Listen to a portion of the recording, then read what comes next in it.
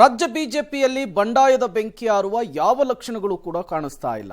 ದಿನದಿಂದ ದಿನಕ್ಕೆ ಕಮಲ ಮನೆಯಲ್ಲಿ ಅಂತರ್ಯುದ್ಧ ಅನ್ನೋದು ಜಾಸ್ತಿ ಆಗ್ತಾ ಇದೆ. ಸ್ವಪಕ್ಷದ ನಾಯಕರುಗಳ ನಡುವೆನೇ ಮಾತಿನ ಸಮರ ಕೂಡ ತಾರಕಕ್ಕೇರ್ತಾ ಇದೆ. ಹಾಗಾದ್ರೆ ಕಮಲ ಮನೆಯಲ್ಲಿ ಮಾತಿನ ಸಮರದ ವಿಚಾರಕ್ಕೆ ಸಂಬಂಧಪಟ್ಟಂತೆ ಇವತ್ತೇನೆಲ್ಲ ಬೆಳವಣಿಗೆಗಳಾಯಿತು, ಅದರ ಕಂಪ್ಲೀಟ್ ರಿಪೋರ್ಟ್ ನಿಮ್ಮ ಮುಂದೆ. ರಾಜ್ಯ ಬಿಜೆಪಿಯಲ್ಲಿ ಬಣ ಬೆಂಕಿ ಧಗಧಗ. ಬಿಎಸ್ವೈ ಕುಟುಂಬದ ವಿರುದ್ಧ ಯತ್ನಾಳ್ ಗುಡುಗು. ಡಿಕೆಶಿ ಜೊತೆ ವಿಜಯೇಂದ್ರ ಡೀಲ್, ಅಪ್ಪಟ ಚಿನ್ನ ಬಂಗಾರ. ವಿಜಯೇಂದ್ರ ವಿರುದ್ಧ ಯತ್ನಾಳ್ ಲೇವಡಿ. ರಾಜ್ಯ ಬಿಜೆಪಿಯಲ್ಲಿ ಬಣಬಡಿದಾಟ ಮತ್ತಷ್ಟು ತಾರಕಕ್ಕೇರಿದೆ. ಬಿಜೆಪಿ ರಾಜ್ಯಾಧ್ಯಕ್ಷ ವಿಜಯೇಂದ್ರ ವಿರುದ್ಧ ಶಾಸಕ ಯತ್ನಾಳ್ ವಾಗ್ಬಾಣದ ಸುರಿಮಳೆಯನ್ನೇ ಸುರಿಸಿದ್ದಾರೆ.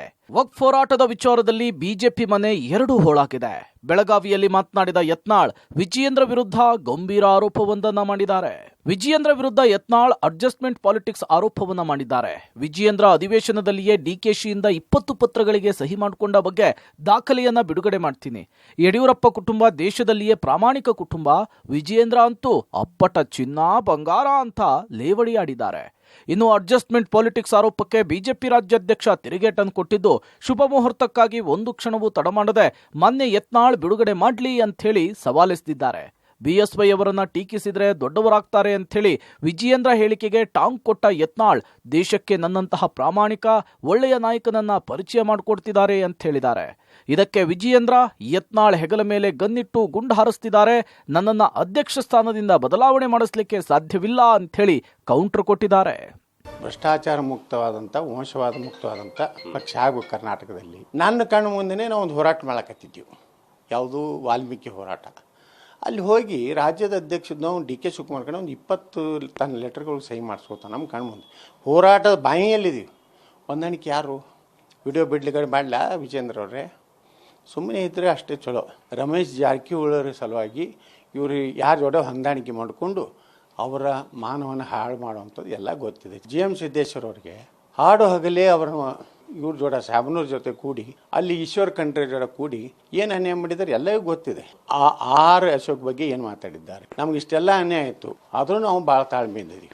ಒಂದು ಕ್ಷಣನೂ ಕೂಡ ತಡೆ ಮಾಡ್ದೇನೆ ಮಾನ್ಯ ಯತ್ನಾಳ್ ಗೌಡ ಪಾಟೀಲ್ ಅವರು ನಾನು ವಿನಂತಿ ಮಾಡ್ತೇನೆ, ಆಗ್ರಹವನ್ನು ಮಾಡ್ತೇನೆ, ಶುಭ ಮುಹೂರ್ತಕ್ಕೆ ಕಾಯಕ್ಕೆ ಹೋಗಬೇಡಿ ಅಂತ ಏನೇ ದಾಖಲೆ ವಿಡಿಯೋಗಳಿದ್ರೂ ಸಹ ತತ್ಕ್ಷಣ ಬಿಡುಗಡೆ ಮಾಡಿ. ಆ ಒಂದು ಅವಶ್ಯಕತೆ ನನಗಂತೂ ಖಂಡಿತ ಇಲ್ಲ. ಎಲ್ಲ ಕಾರ್ಯಕರ್ತನ ಒಗ್ಗೂಡಿಸ್ಕೊಂಡು ಇವತ್ತು ಪಕ್ಷವನ್ನು ಮುನ್ನಡೆಸ್ತಕ್ಕಂಥದ್ದು ನಾವು ಮಾಡಬೇಕಾಗಿದೆ, ಅದನ್ನ ಮಾಡ್ತಾ ಇದ್ದೇನೆ. ಇದು ನನ್ನ ಮುಂದೆ ಇರ್ತಕ್ಕಂಥ ಗುರಿ. ಯಡಿಯೂರಪ್ಪನವರು ಹೊಂದಾಣಿಕೆ ರಾಜಕಾರಣ ಮಾಡಿಕೊಂಡ್ರು, ವಿಜೇಂದ್ರನು ಹೊಂದಾಣಿಕೆ ರಾಜಕಾರಣ ಮಾಡಿಕೊಂಡ್ರು. ಈ ರೀತಿ ಪದೇ ಪದೇ ಹೇಳಿ ಇವತ್ತೇನು ಸಂಘಟನೆಗೆ ಪೆಟ್ಟನ್ನು ಕೊಡ್ತಾ ಇದ್ದಾರೆ. ಅವರಿಗೆ ಕಾರ್ಯಕರ್ತನು ಒಳ್ಳೇದು ಮೆಚ್ಚೋದಕ್ಕೆ ಸಾಧ್ಯ ಇಲ್ಲ, ಭಗವಂತನು ಕೂಡ ಒಳ್ಳೇದು ಮಾಡೋದಕ್ಕೆ ಸಾಧ್ಯ ಇಲ್ಲ. ಅಲ್ಲ ರೀ, ನಾನೊಬ್ಬ ಡೆಪ್ಟಿ CM. ಈಗ ಹಿಂದೆ ಯಡಿಯೂರಪ್ಪನವ್ರು ಬಂದಿದ್ರಪ್ಪ, ನನ್ನ ಹತ್ರ ಬಂದು ಅವ್ರ ಕ್ಷೇತ್ರದ ಕೆಲಸಕ್ಕೆಲ್ಲ ಬಂದು ಸೈನ್ ಹಾಕ್ಸ್ಕೊಂಡು ಹೋಗಿದ್ದರು.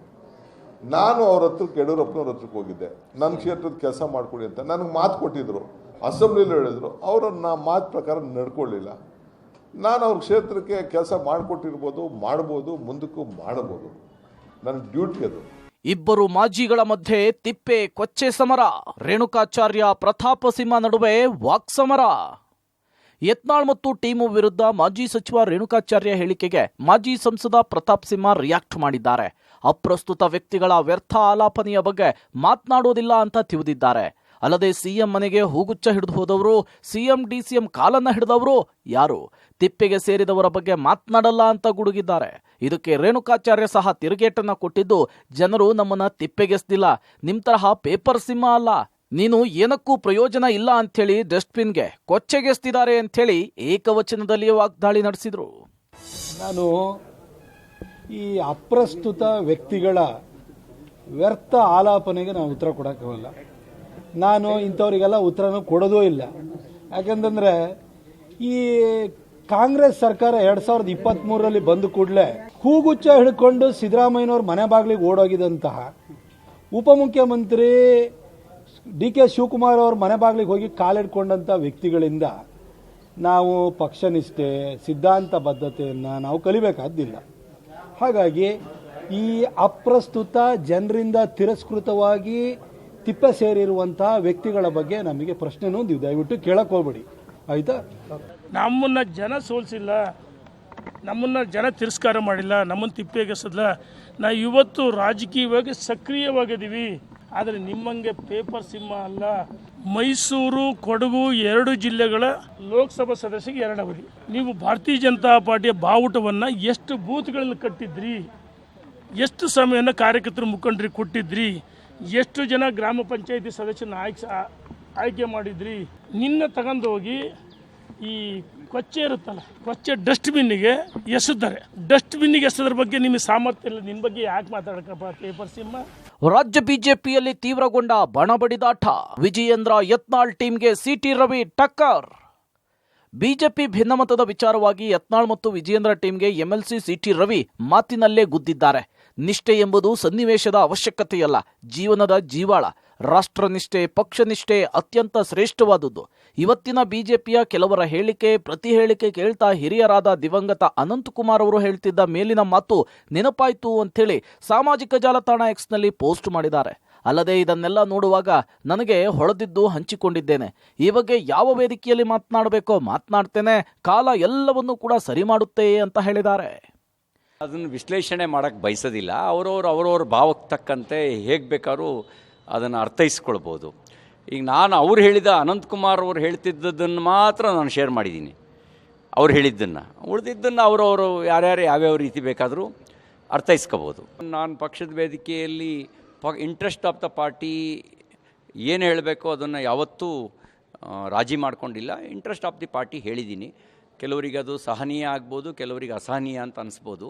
ಆದರೆ ಪಾರ್ಟಿ ಇಂಟ್ರೆಸ್ಟ್ ಬಂದಾಗ ಯಾವತ್ತೂ ಪಾರ್ಟಿ ಇಂಟ್ರೆಸ್ಟ್ನ ಬಿಟ್ಕೊಟ್ಟಿಲ್ಲ, ಬಿಟ್ಕೊಡೋದು ಇಲ್ಲ. ಬೆಳಗಾವಿಯಲ್ಲಿ ಬಿಜೆಪಿ ಬಂಡಾಯ ಶಾಸಕರ ಗುಪ್ತ ಸಭೆ. ಇವತ್ತು ಸಂಜೆ ದೆಹಲಿಗೆ ಶಾಸಕ ಯತ್ನಾಳ್ ಅಂಡ್ ಟೀಮ್. ರಾಜ್ಯ ಬಿಜೆಪಿಯಲ್ಲಿ ಬಂಡಾಯ ತಾರಕಕ್ಕೇರಿದ್ದು, ಬೆಳಗಾವಿಯಲ್ಲಿ ರೆಬಲ್ ಶಾಸಕರು ಗುಪ್ತ ಮೀಟಿಂಗ್ ಮಾಡಿದ್ದಾರೆ.